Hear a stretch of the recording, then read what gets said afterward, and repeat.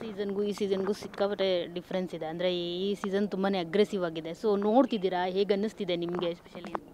ಚೆನ್ನಾಗಿದೆ ಈ ಸೀಸನ್ನು. ಅಂದರೆ ನಮ್ಮ ಸೀಸನಲ್ಲಿ ಬೇರೆ ಥರ ಫನ್ ಆ ಥರ ಒಂದಿದ್ದಿತ್ತು. ಈ ಸೀಸನಲ್ಲಿ ಅಲ್ಲಿ ಸಿಚುಯೇಷನ್ಸ್ ಹೆಂಗೆ ಕ್ರಿಯೇಟ್ ಆಗುತ್ತೆ ಅಲ್ಲಿ ಎಲ್ಲರೂ ಹಾಗೆ ಇದ್ದಾರೆ ಅಂತ ನನಗನ್ಸುತ್ತೆ. ಇದು ಒಂಥರ ಎಕ್ಸ್ಪೀರಿಯನ್ಸ್, ಅಂದರೆ ನೋಡಿದಾಗ ಆಗೋ ಎಕ್ಸ್ಪೀರಿಯನ್ಸ್ ಬೇರೆ ಚೆನ್ನಾಗಿದೆ.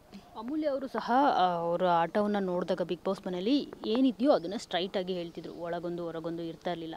ಸೊ ಈ ಸೀಸನಲ್ಲಿ ಏನಾದರೂ ಇದ್ದಿದ್ರೆ ಅವ್ರು ಹೇಗಿರ್ತಾ ಇದ್ರು ಅಂತ? ಹಾಗೆ ಇರ್ತಾ ಇದ್ಲು, ಏನು ಡಿಫ್ರೆನ್ಸ್ ಇಲ್ಲ. ಅಲ್ಲಿ ಯಾವ ಸೀಸನ್ ಆದ್ರೇನಂತೆ ಅಮೂಲ್ಯ ಆಗೇ ಇರ್ತಾಳೆ. ಇಲ್ಲಿ ಸ್ವಲ್ಪ ನಿಮಗೆ ರೈವಲ್ರಿ ಜಾಸ್ತಿ ಆಗ್ತಾ ಇತ್ತು ಅನಿಸುತ್ತೆ.